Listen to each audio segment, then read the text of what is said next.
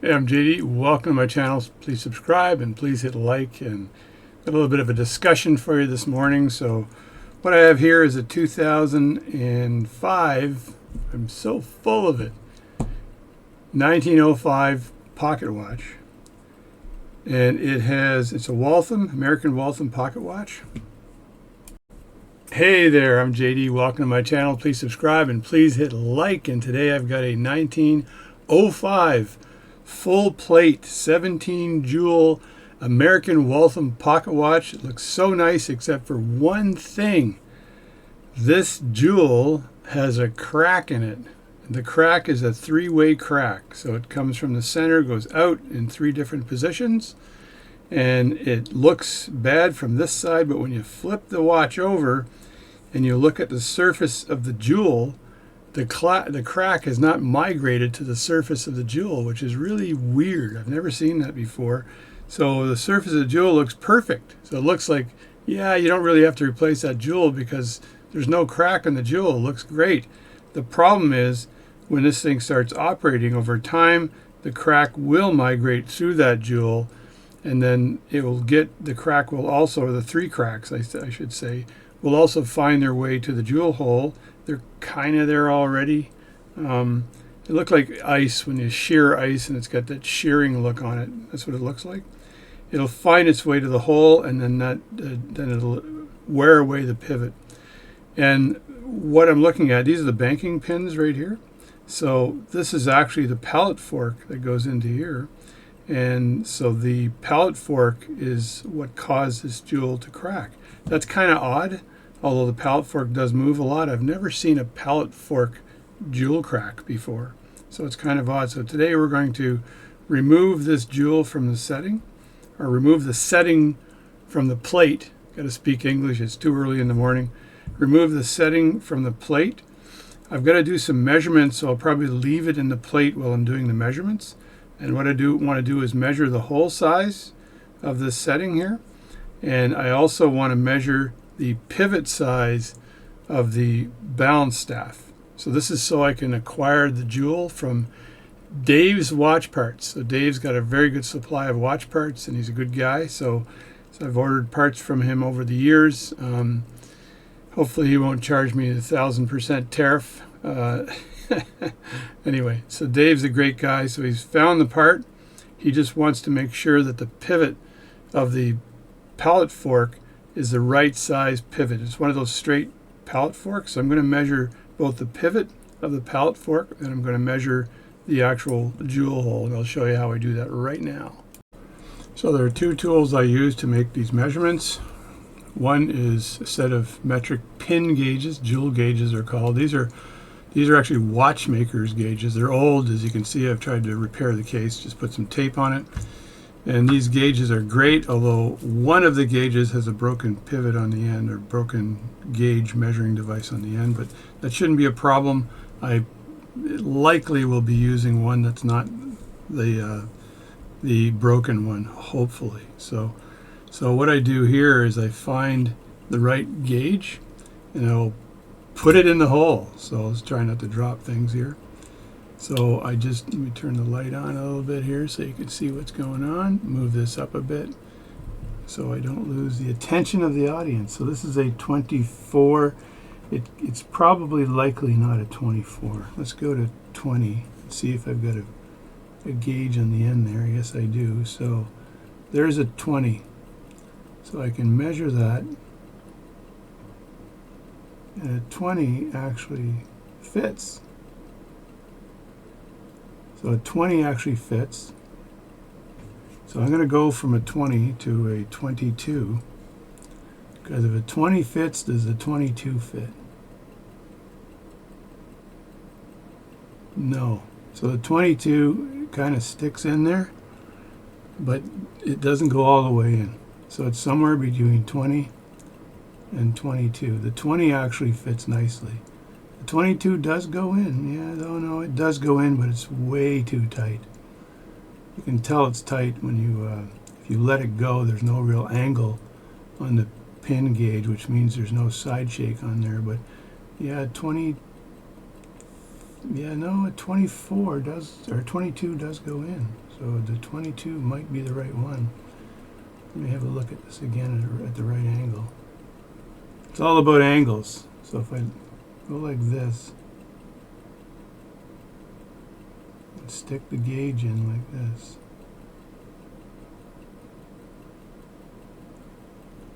and there you can see it fits. So I'll say it's a 22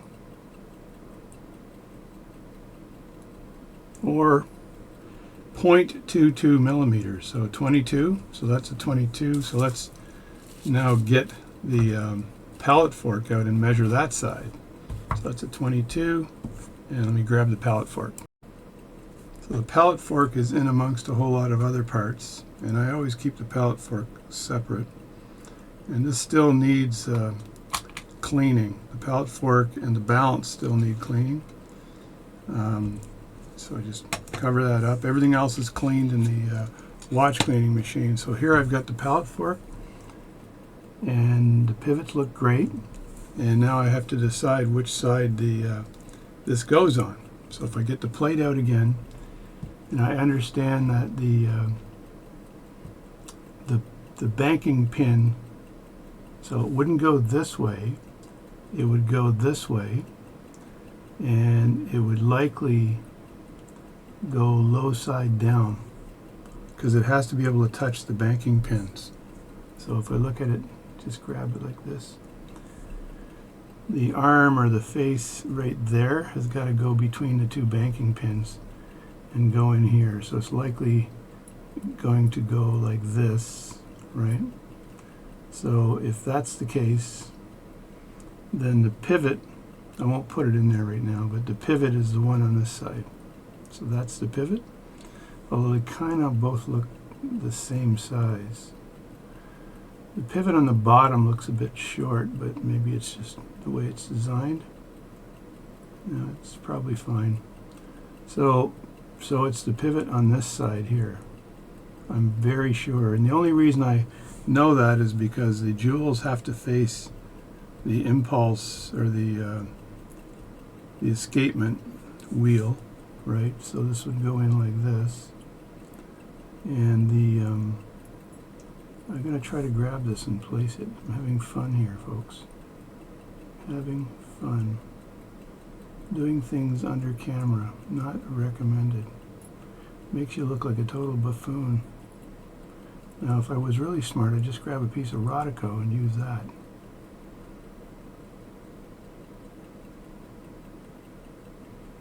Alright, can I feed that in there? Yeah, there we go. So there it is there. And that would be the pallet fork in place. And if I were to stick that in the jewel hole, like that, and there we go. And now you can see when the back end of this pallet fork is in, it's going to hit against the banking pins. And so that allows me to know that this is the position, because the escapement wheel would be right here. So this is the position, so it's the pivot on the short side, I'll say. So I want to measure the pivot on the short side, so I'm going to get myself a piece of Rodico to hold this. Alright, so this is Rodico, man's best friend.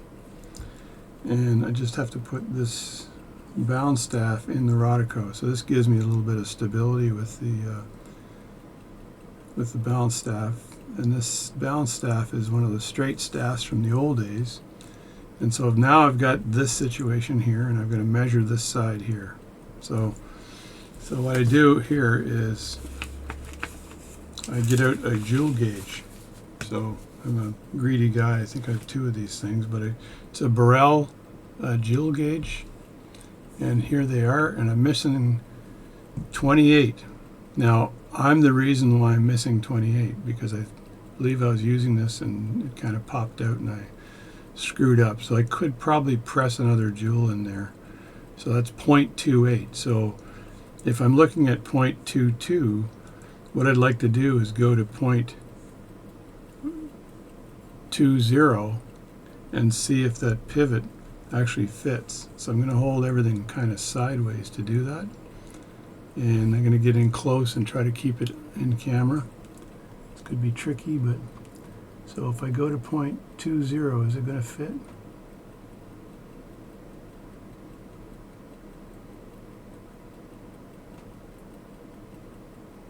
No, it's not. So 0.20 doesn't fit.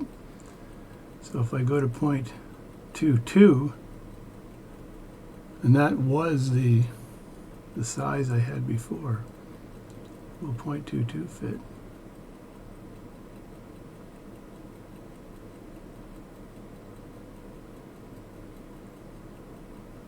It fits, but it's tight. So 0.22 is tight. 0.24.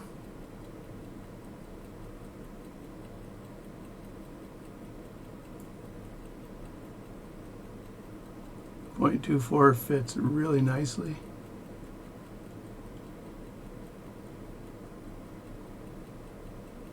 .22, it fits, but it's way too tight. As you can see, it's sticking in there, but it's way too tight. So that's 0.22. So 0.24 is actually the pivot size. So 0.24. I'm going to grab this with my fingers because I don't want this to snap the pivot on the end. So 0.24 is the right size. So there we go. So it's 0.24. So I've got to tell Dave that the jewel hole size is 0.24. Now I've got another gauge, so I may just test it with a second gauge, just to make sure, right? Because you don't want to get this wrong. And there's my second gauge. And so I tried 0.22, and it wasn't good enough. So let me just do this again. I'm going to stick this on the Rodico. Rodico is so good because it won't break any pivots. It won't do anything. It's just too soft. So again, this is a C's gauge as opposed to the one I had before. And if I go down on the 0.22, nope, too tight again. So 0.23, because this has another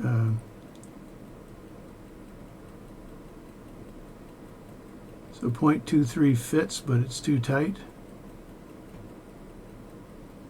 And 0.24 is perfect.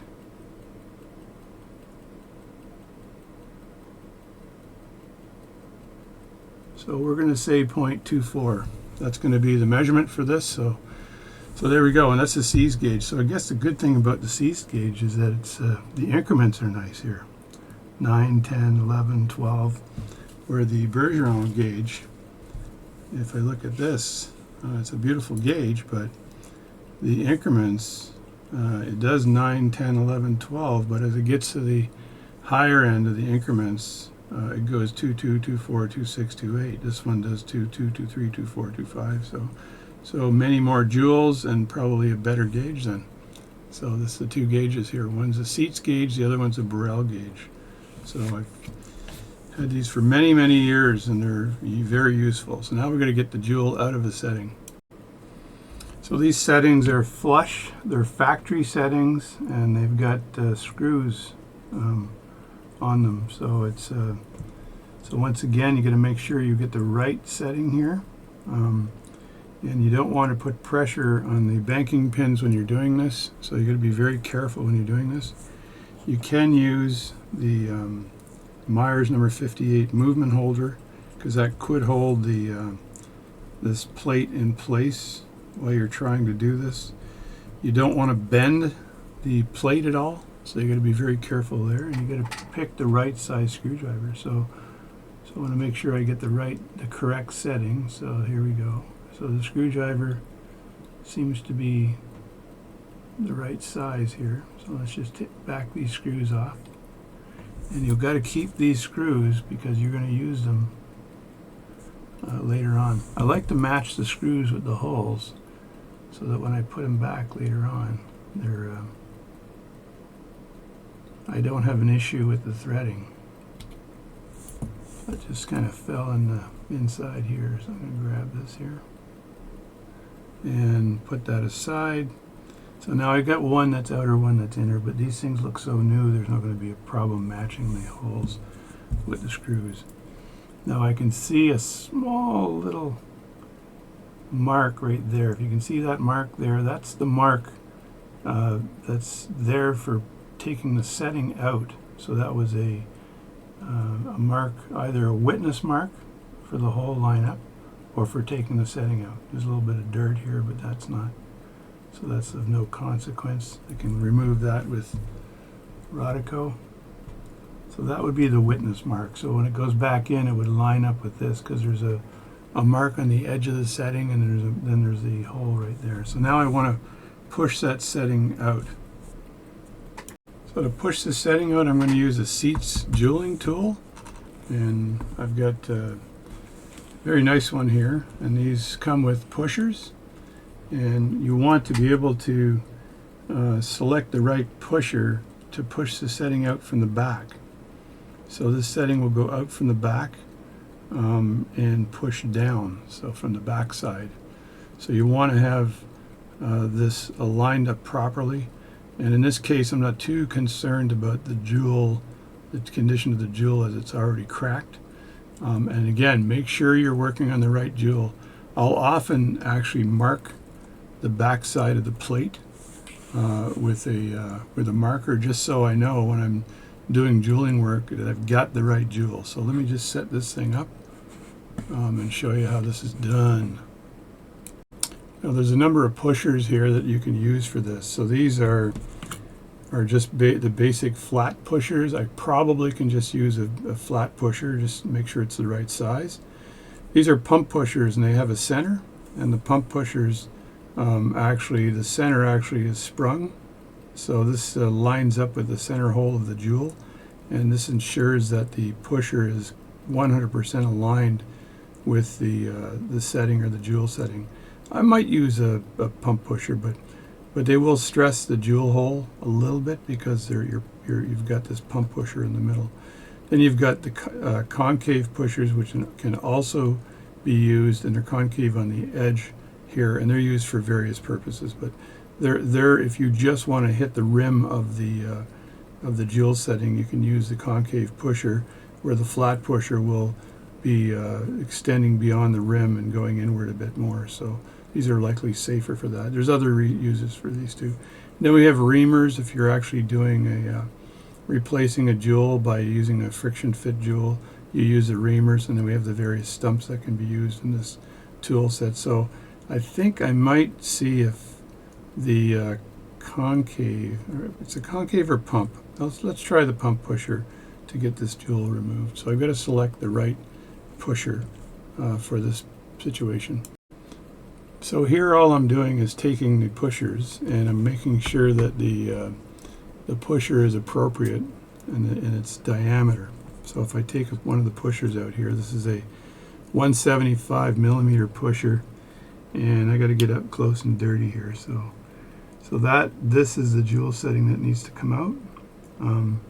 It's a shame because it's smooth on one side. So this setting is way too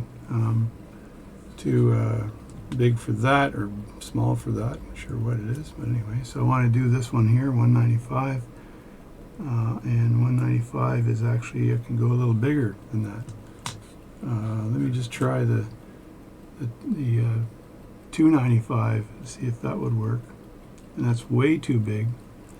So, and I've got a problem here because I've got a concave pusher in a pump pip pusher position. Let me move these around here. So I think I might go for like a 175 or 255. 255. See if this fits. This kind of almost fits.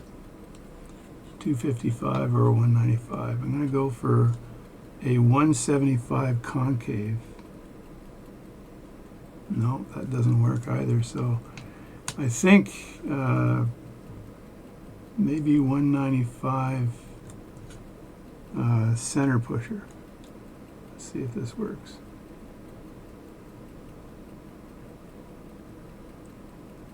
Wow, that kind of is the right one. I might be able to go a little tiny bit bigger. So that was a 195, and this is a 255.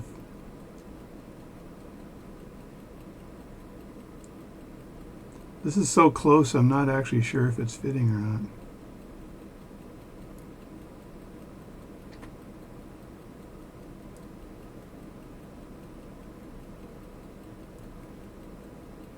It might be. So I'm going to try this one here. Try to go through with this one here. Now, failing all of this, I can go to my staking set and use my staking set to punch it out.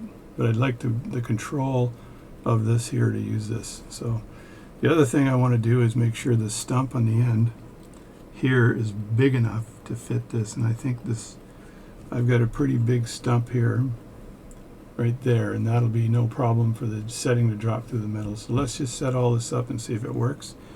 And that was a 255, and the 195. I'm just trying to see if the 195 flat pusher it gets to the edge. Kind of does, but I'm dying to use the other one. So we'll try the other one. Now, if you're using this tool to actually push out a jewel, you can actually use this micrometer to apply pressure downward as you push this out. So, but first I've got to put the arm on here. So I'm just going to do this, and there's the arm, and it's sprung like that, right? So it's kind of a cool tool. It's a cool tool. And then I've got to put the stump into position on the bottom, and just put this in position, and I've got like a washer around the stump, but that doesn't matter. Just so I don't lose it, I'll leave that there. And then I've got to load this, the end of this, with the pusher. And so there it is loaded with the pusher. And there's a gap in there where the spring is, and that lets you take this out if you need to. So there it is there.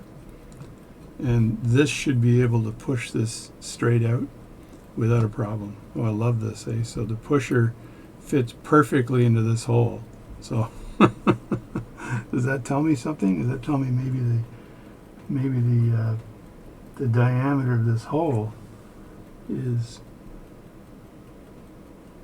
wow, that's amazing. That's the same size. So I might not be able to push this out because it may hit the hole. So there's a little issue that I didn't realize I might have. So I may have to use my staking set to remove this, unless I can find a wider diameter. I don't think I can. So if I line this up, which is nice with the pump pushers,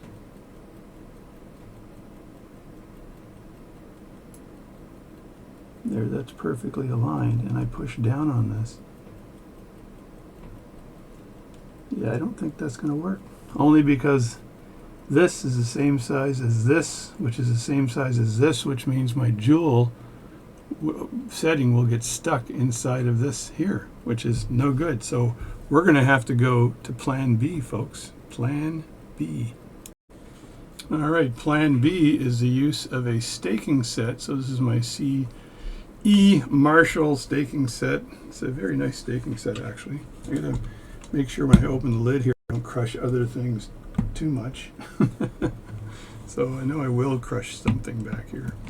Anyway, this is the staking set. Let's just move this forward a bit, because I know I'm going to crush something. There we go. That's forward a bit. So in the staking set routine, and I still have to return the arm of my jeweling set. You moron. Anyway, so there is a staking set here.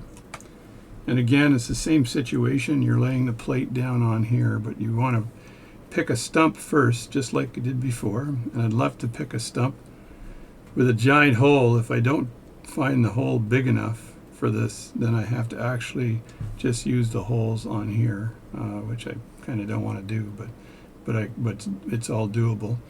The other thing I could do, instead of using my staking set, is find the right stake and use my block. So I would either select here and stake straight down to remove it, or just use a block. If I stake straight down on this, what I want to do is is take a piece of watch paper and put that down once I get the stake lined up, or the staking set lined up. So do this, line up the staking set with the appropriate hole size. So let's say I'm going to use, and I'm just going to eyeball this right now. Let's say I'm going to use this size so I can make sure it clears. Then I just align that like that, tighten the staking set in the bottom. So now I've got that done. So it's the third hole over.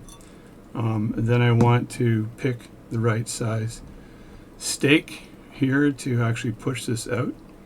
And I just have to tap down on it. And here I want to pick a stake that's slightly more narrow because the stakes are tapered. So I want to have it a little bit more narrow to accommodate the taper. Right, so there is, I gotta get in a little bit closer here. So this stake will work. So that'll work. So if I look at this going in here, like that, and I line this up, put the piece of paper down so you don't scratch the plate, the watch paper, and then I just want to tap this a bit and see if that'll take this out. So I'm going to hold it like this while I just reach back and grab my hammer. So just hammer. So just bear with me for a second. So this is the hammer I use for watchmaking, and it's got a metal end and it's got a nylon end. So I can just do that, and there. So I tap that out. Now if I pull that up now, there's no problem at all. And when I look here, I've got the jewel sitting there on the piece of paper. So the paper kept that jewel setting from falling through the middle. So make sure you put a piece of watch paper down before you do that, and that saves the plate, saves the aesthetics of the watch plate, plus it keeps the jewel in place. So that worked very well. So let me get back to you in a second. So there is the jewel setting, as you can see, and there's a small lip, so it rests down and the lip is on the plate. So that's what the jewel setting looks like. I'll take a picture of that for Dave so he can have a look at that. But if I was to recreate that jewel setting, it would have to look exactly like that. So, which is all doable, but again, and it's got cracks in it that need to be addressed, and you can kind of see the three cracks. You see them from the top a little bit better than from the side. And if I keep dropping the jewel setting, I should put it on a piece of Rodico. You're going to hang up on me. Let me grab a piece of Rodico here and just put that jewel setting on that. There we go. There's the jewel setting, and you can obviously see those three cracks in the jewel setting. So that's it there. So I'll send Dave a picture of that jewel setting too, and maybe I'll measure the outer diameter of the jewel setting as well, and make sure he's got that data too, just in case it's needed. Anyway, I'm JD again, so thanks for watching this video. There's a jewel setting that needs to be replaced. I thought I may have to make one on a lathe, but I guess I'm lucky this time because Dave's watch parts, Dave had a jewel setting. Also a shout out to Jerome, who said he may find one as a scrap. So thank you very much, Jerome, for offering to get me one. So there's a lot of great guys out there that are that do watch work where you can get this material from. So there's also a material house. Let me see if I can remember the name of it. It's called, so the second supplier is a gentleman named Jesse Rosner, and he runs Fine and Company, Fine and Co. So they're at 218 East Park Avenue, number 560, Long Beach, New York.